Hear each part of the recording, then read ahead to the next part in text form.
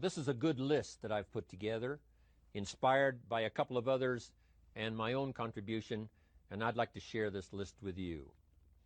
First, learning the power of purpose. A person who has purpose in their life, they have something to go for, some meaning. One writer described it, for some people it becomes a magnificent obsession. And for you and I, maybe it doesn't need to be that dramatic as a magnificent obsession. But it has to be something that does something to us, something that pulls us, especially into the future. You know, there are many influences on us. One is the influence of the past. Some people are always pulled back by the past. Some people are always pulled aside by the distractions. But here's what's powerful. If you have a list of high purpose in your life, it pulls you toward the future. And the more powerful the purpose is, the stronger it pulls. And here's the other great advantage if you have purpose for the future. It pulls you through all kinds of challenges and all kinds of difficulties. If you don't have these strong purposes for the future, it's easy to get swallowed by a bad day. It's easy to be almost annihilated by a poor month. And it's easy sometimes to almost disappear beneath the waves of a year that goes backwards if you don't have something to pull you beyond that year. So if you want something to pull you through all kinds of challenges, all kinds of difficulties, and things that come at you, you got to have something on out there, beyond today, beyond next week, beyond next month, beyond this year, that pulls you into the future. And the clearer it is, the stronger it pulls. The more dynamic it is, the more it affects your life, your spirit, your heart, your soul. It also creates imagination. It gets your mind working on how to achieve that purpose. And if your mind will work, and if your heart works, and if your spirit works, and if you have good input, like good ideas, I'm telling you, there isn't anything you can't accomplish. So that's one of the great powers that'll make a variable of you, and that is purpose. Here's the next one, self-confidence. Where does self-confidence come from? And this is the best advice I can give you on that. Not neglecting, first of all, the small daily disciplines. Self-confidence really comes from feeling good about yourself. And one of the best ways to feel good about yourself is at the end of the day to know that you poured it on. You did your best. If you conducted a meeting, you did the best you could. If you made a phone call, it was the best phone call you could possibly make. If you wrote a letter, it wasn't a casual letter, it was your best letter. At the end of those kind of days, when you feel good about yourself, self-confidence starts to rise. You know that if you can have this kind of a good day, you can have another one the next day, and those days become the weeks become the months, and the month becomes a powerful year. Self-confidence comes from the lack of neglect. If you will not neglect to do the small daily disciplines, that's where self-confidence comes from. Part of good health is self-confidence. I know I'm going to be healthy. I take the Herbalife products. I eat the apple a day. I walk around the block. I do the jogging on the beach. At the end of the day, when you've really poured it on and you've done all the stuff, self-confidence grows. That self-confidence affects your health. It affects your future. It affects your psyche. So this is true. One of the great powers is self-confidence. Self-confidence means willingness to do whatever it takes to achieve. Some people say, well, I'll do it for a little while and see what happens. You know, I'll try a couple of things. If that doesn't work, I'm out of here. And all of us know that kind of person doesn't have much of a future. But if you're willing to do whatever it takes, if I have to learn a couple of things, I will learn those things. If I got to learn 5 or 6 things, I'll learn all 6. If I have to take an extra class, I'll take an extra class. If I've got to read the books, I'll read the books. If I have to consult with people who know more than I know, I will do the necessary consulting. Whatever it takes, I will do. That starts to develop unbelievable self-confidence.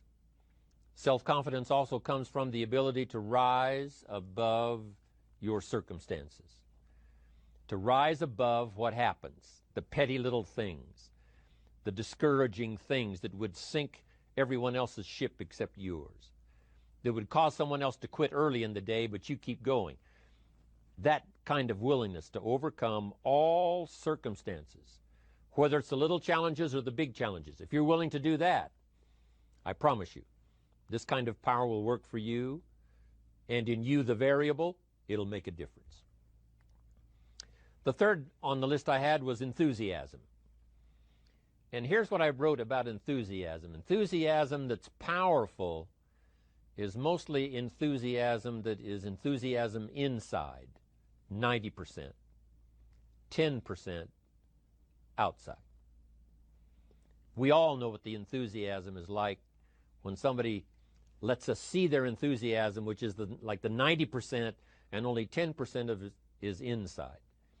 But the enthusiasm that really affects people is not just being loud, but the enthusiasm that runs deep, the enthusiasm that comes from deep inside, created by self-confidence, created by purpose, created by genuine willingness to help other people. That kind of enthusiasm, knowing that you're going to get the job done, knowing you're going to affect people, knowing you're going to have testimonials flowing in from all kinds of directions. That kind of enthusiasm. A lot of it is quiet. A lot of it is unheard. And the 10% that's heard, it rings a bell. People call it genuine enthusiasm because they know that what you say in the outward display of your enthusiasm is only a small tip of the iceberg of the enthusiasm you feel inside that really motivates you to do the best job you can. Next on my list, to help you become the powerful variable, is expertise. Wanting to excel in all of the skills and settling for nothing less than an outstanding performance. If you're willing to be the best in your field, if you're willing to demand of yourself excellence in skills, to be the best that you can possibly be, in the training, do the best you possibly can. In doing a workshop, do the best you possibly can. Developing the skills of using your personality, developing the skills of language, developing the skills of influence, developing the skills of organizing. If you're willing to be an expert in all of the skills, Herbalife has the way for you to invest those skills and not only make a handsome living, not only make a lot of money, but if you would so desire and if it would be your purpose, a chance to make your fortune. Expertise, excellence in skills. Here was the next one on my list, making a powerful contribution to you, the variable, and that is preparation. Well prepared. And preparation, of course, involves a whole lot of things. A big share of our life is preparing, getting ready. When we go to the first grade in school, we're just preparing for the second grade. After we've finished 2 grades, the 2 grades prepare us for number 3. Sometimes it seems like a long, excruciating time. And the time will just seem like it'll never come when we can finally have the performance that we really want. But it takes time to prepare. It takes time to get ready. And the decisions you make in the preparation time, those are the decisions that last for a lifetime. Preparing to have a good day. It's that preparing, maybe the night before, maybe the couple of days before the day that you're going to put everything together. The preparation for a meeting means that you've taken it serious. The preparation for doing a workshop means you're serious about the workshop. You want to make the best contribution. That kind of preparation is important. But here's preparation that's very vital, and that is to prepare yourself for success. Life seemingly does not wish to waste success on the unprepared. Life says, why waste a fortune on this person? They're not prepared to do the right things with it. They're not prepared to use it wisely. If a fortune was bestowed upon this unprepared person, it would probably be wasted. The people that could have been touched won't be touched. What could have been done won't be done because this fortune will have been wasted on the unprepared person. So not only look for fortune, not only look for the promise, but prepare yourself and ask of yourself, what can I do to make myself ready? Because remember, life was designed not to give us what we want, not to give us what we need, but life was designed to give us what we deserve. Every value in life must be paid for, and those that pay are the ones that get it. It says those that give receive. Someone says, I wish to receive, I wish to receive. You don't have to concentrate on receiving. Just become a good giver. It says those that search will find.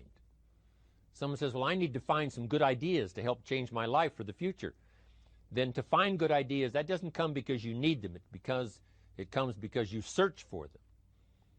If you want good ideas, you got to go after them. You got to go to the class, you got to go to the workshop, you got to go to the training, go to the book, right? You got to go to the journal, right? Go where good ideas are being taught. Go searching, go looking, because good ideas are not going to be wasted on those that are not seeking, searching, well prepared. So, prepare yourself to be ready for fortune when it comes, to be ready for challenge when it comes, to be ready for opportunity when it comes. Opportunity comes along and passes by the person that is not well prepared. I want to prepare myself this year for next year. Yes, I wish to be effective this year, but I'm also thinking of ways, how could I be better? How could my ideas be more powerful? How could they be sharper, more clear? How could I reach some people next year that I perhaps can't reach this year? I haven't reached deep enough into my own soul to affect some people.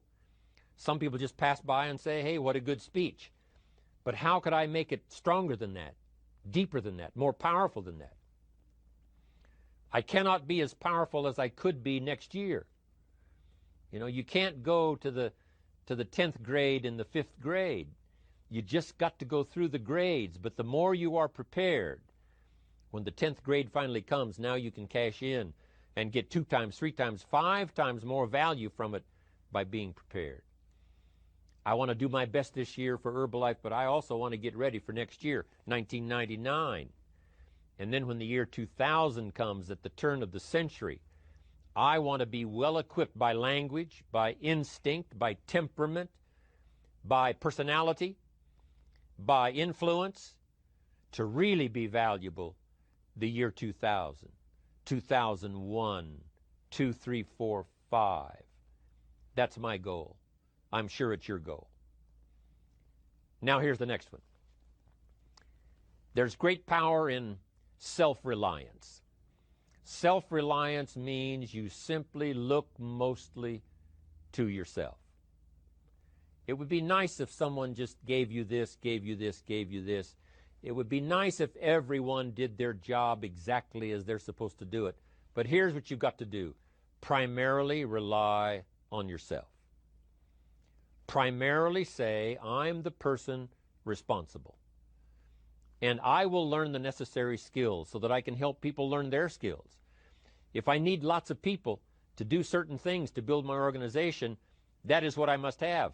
But I've got to be the final backstop. I've got to be the final one that people can rely on. So that if this is missed and this is missed, I can catch up. I can fill the gap. I can do the job. We have to do it when we conduct meetings. We have to do it when we conduct training. We have to do it when we're in a class of just a few. What someone might have missed, we're there to fill in. Self-reliance.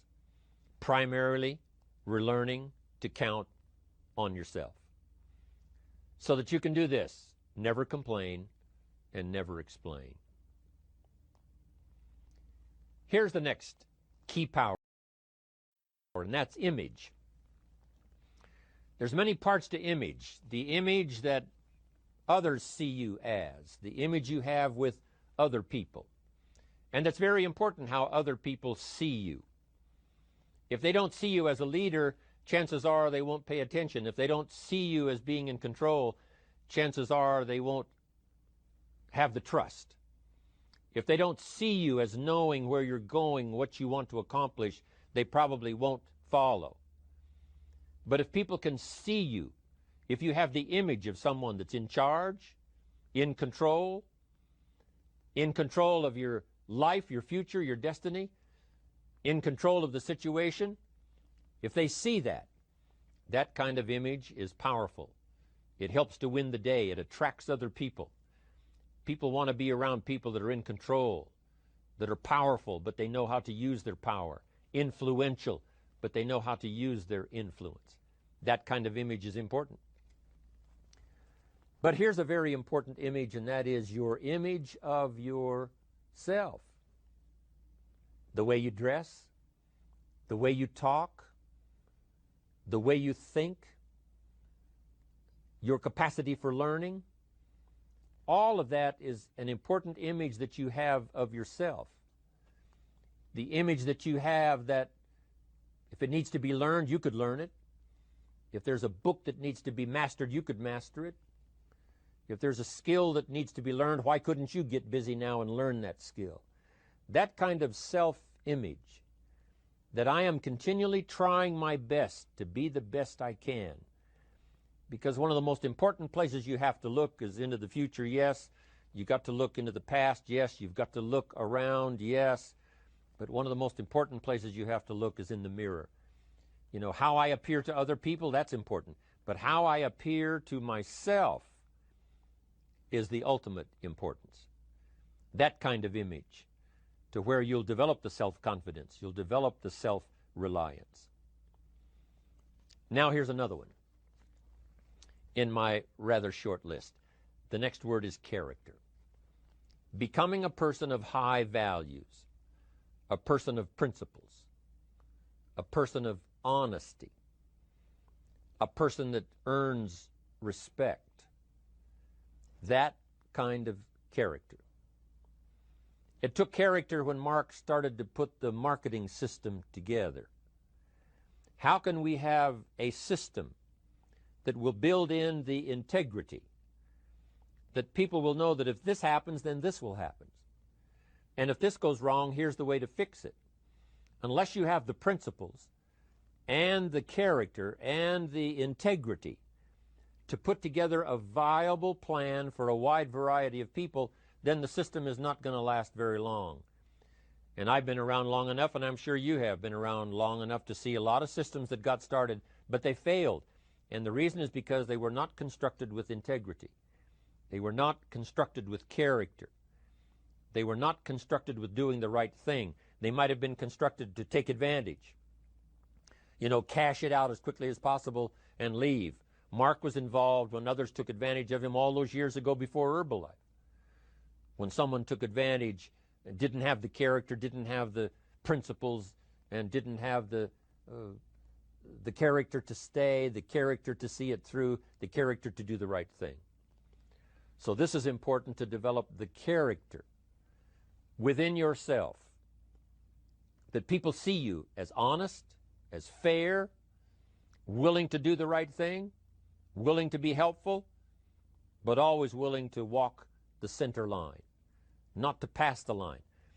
When we come to an opportunity like Herbalife, especially multi-level network marketing, it is so dynamic, it is so powerful, and it is so possible in fortune making that sometimes people want to speed up the process by cutting the corners, by neglecting to do the right things, you know, to cheat a little here, you know, cross the line just a little bit, because then, you know, it'll grow faster and you can cash in quicker. Not necessary here. Doing Herbalife right will build your fortune longer and stronger than trying to cut the corners and not doing it right.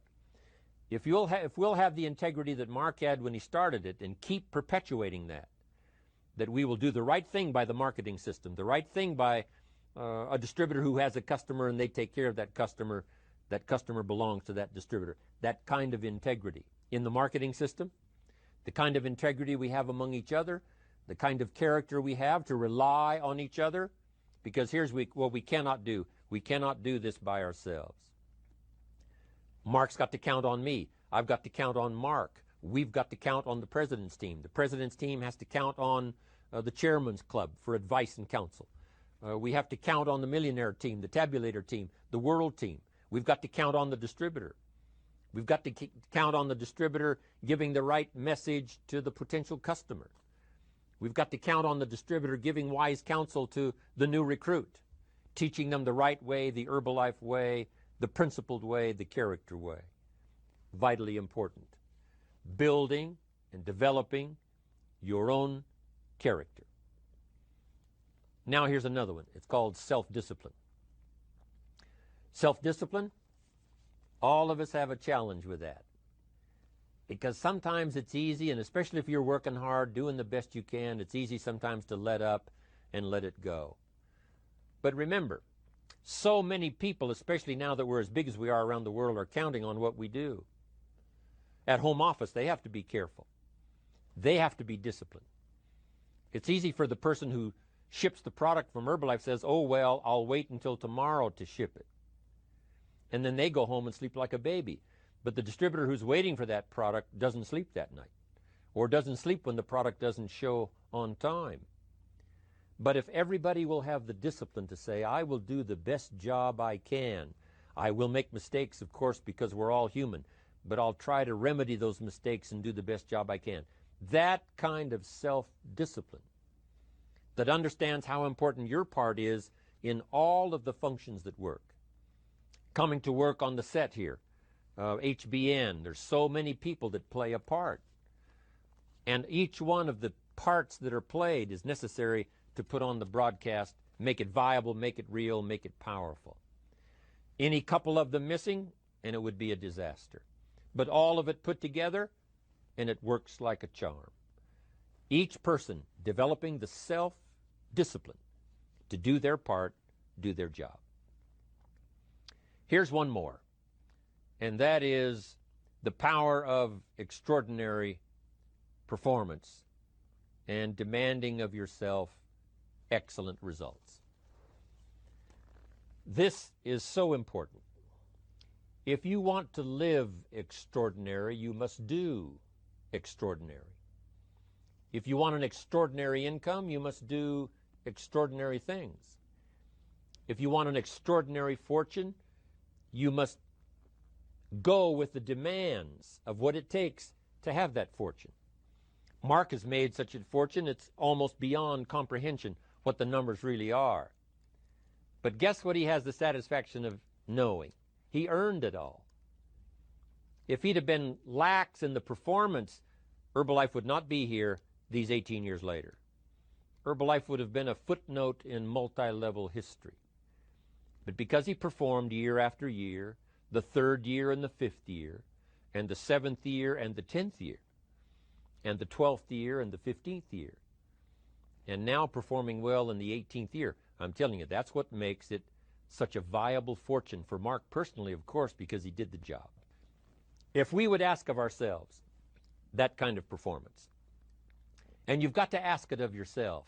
You know, I can't ask it of you. I would try to inspire you. I would try my best to share with you what it might taste like, what it's like to finally make your fortune. It happened for me. But here's what you must do. You must demand it of yourself. Society does not demand that you not have a heart attack. But if you want to escape having a heart attack, you must demand it of yourself. Society doesn't demand that you take Herbalife and improve your health. You have to demand it of yourself. Society doesn't demand that you jog around the block every morning. But if you want good health, you must demand it of yourself. Society doesn't demand that you read a couple of books a week and improve your intelligence and your knowledge. That you must demand of yourself. Society does not demand that you build a financial wall around your family nothing can get through. That's not a demand of society. But you must demand it, if you wish it, you must demand it of yourself. Society doesn't demand that you learn a list of 10 skills in order to ensure your own future and the future of your family. Society doesn't demand it, doesn't require it. It is not a law. But if you want the benefit, you must demand it of yourself.